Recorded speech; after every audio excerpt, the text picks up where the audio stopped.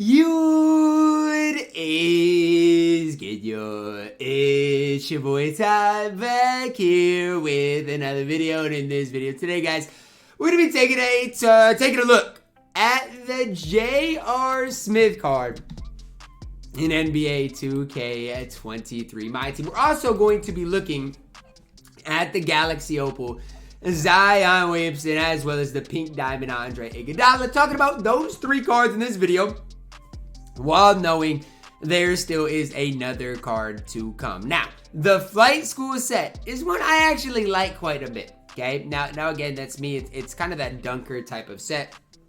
So obviously, J.R. Smith, Zion Williamson, Andre Iguodala all fit that kind of description. Now, here's the deal. Okay, we're gonna start off with J.R. Smith and go down. Now, was the Diamond J.R. Smith that great? No. Okay, he wasn't. Now, why was he not great? Well, his release was mid. Pro dribble style is not great. He just didn't move well. And honestly, his release was mid. And I'm not trying to sit here and slander J.R. Smith and my team, because I do think his potential is there. But what do we need to see out of J.R. Smith for the card to be good and be a definite upgrade over that Diamond? Well, the first thing I want to say is we need to see his release be on quick. Okay, that's the very first thing I need to see. J.R. Smith needs that release on quick. Now, the second thing I need to see is a better dribble style. Now, whether they give him Chris Paul, whether they give him Michael Jordan, he needs a better dribble style. If he doesn't get either of those two things, I don't see how the card's going to be better than a guy like Michael Jordan. I personally don't see how he's going to be better than Luol Deng. I don't see how he's going to be better than Grant Hill. Those are just my opinions. Again, depending on if he gets a better release and depending on if he does get better dribble sticks, he could be good. I'm not super optimistic about J.R. Smith. Zion Williamson up next. And I gotta say, Zion Williamson is actually a card I'm pretty excited about. Now, there's a couple of reasons, okay? The first reason I'm excited about Zion Williamson is the fact that he's got small forward eligibility. Now, you guys might not think it's that big of a deal, the fact that he does have that small forward eligibility, but it is. It's a pretty big deal when it comes down to it, because now with small forward eligibility, guys, he's 6'7". He doesn't necessarily, quote-unquote, get mashed, right? 6'7", small forward eligibility, dunking-wise, maybe going to be the best in the entire game. But similar to J.R. Smith, we're going to need to see some changes. His release, I doubt they're going to change it, so it needs to be on quick, and we'll just see. I mean, even with the Zion base on quick, it still could be pretty rough, could be pretty bad. But put it on quick, see what happens. Normal leaner is fine. Maybe even this dribble style is fine, but he's going to need that base on quick.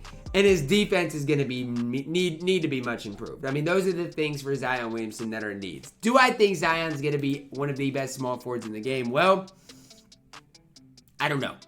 I think he's going to be better than a lot of people are making him out to be, but I just have a hard time seeing him play over a guy like LeBron James, if that makes sense. Now, again, this is just my opinion. This is just me going through and thinking about things.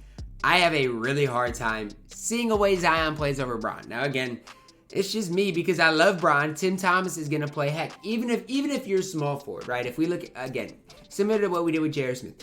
If we look at the small forwards right now in my team, where is he going to fit? Does he play over Paul George? I mean, that's just something we're going to have to figure out, I guess. Does he play over Giannis at the 3? Does he play even over a guy like Gerald Wallace, KD, Cincy Powell, Bailey Howell? These are things we're going to have to test out. The one thing that does concern me about Zion is his release. If he had a better release, if he had his release from last year, which was the AK-47 release from last year, if you guys do remember that, I'd probably be up here gassing Zion Williamson, but he doesn't have it, and that definitely does concern me that little bit. Maybe the highlight of the set, at least for me, is this Pink Diamond Andre Iguodala for a couple of reasons. The first reason is, I know Andre Iguodala is going to be cheap, okay? With at least 2 opals coming, and then we're going to get at least another opal coming. So 3 opals probably tomorrow.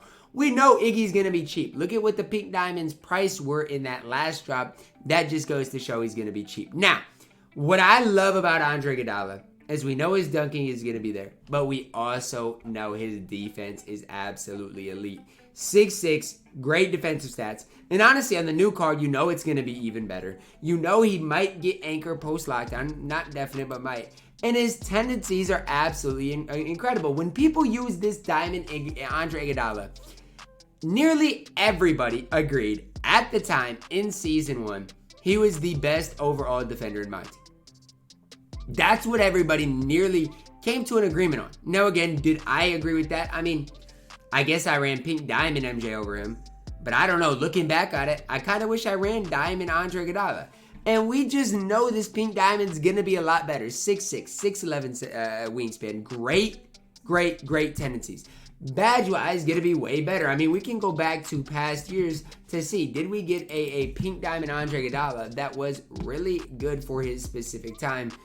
No Pink Diamond Andre last year, but we did get again the primetime one who was about the same.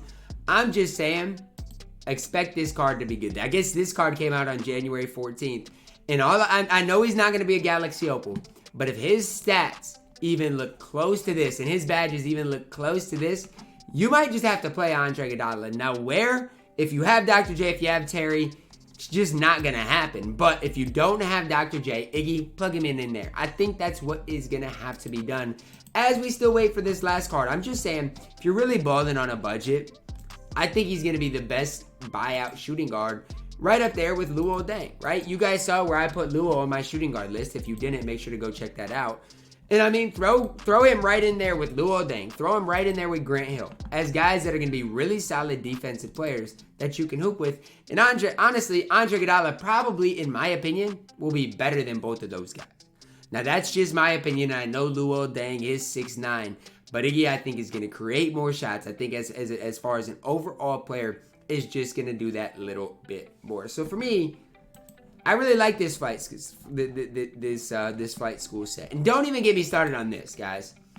This is kind of gross, okay? This Lunar New Year set, I mean, I didn't even want to talk about it, but I guess you get a lot of new cards for Card Collector if that's something you're interested in, but the collection rewards being Diamond Mike Conley and Diamond Joe Smith are pretty troll, are really kind of troll. Now, I get it, right? When we look at Joe Smith, yes, he's 6'10", so I mean, I guess he could be cheesy. Last year had jump shot 22, so you never know what you should expect out of Joe Smith, but he could be another Thurl Bailey type card. But again, for me, what are we really doing? Diamonds in mid-January that you have to lock in for? That to me is kind of crazy. And I mean, people gas this Harrison Barnes card, but for me, was Harrison Barnes ever even on the same level as a guy like Pink Diamond Braun? No. And so for me, it's just a waste of a lock-in. That's just kind of the way I personally think about things. For me, I'm highest on Andre Iguodala. He's probably the card I'm most excited about. While Zion and JR are both fun cards, they definitely are going to need to change J.R. Smith's SIGs or his release if they do want him to take that next step and be that next level good. But for Zion, he's just going to be a bully no matter what. That's going to wrap it up for our video today, guys. Hopefully, each of you guys did enjoy it. Drop a like on the video, subscribe if you're new, and as always, man, I love you guys. Have a blessed day.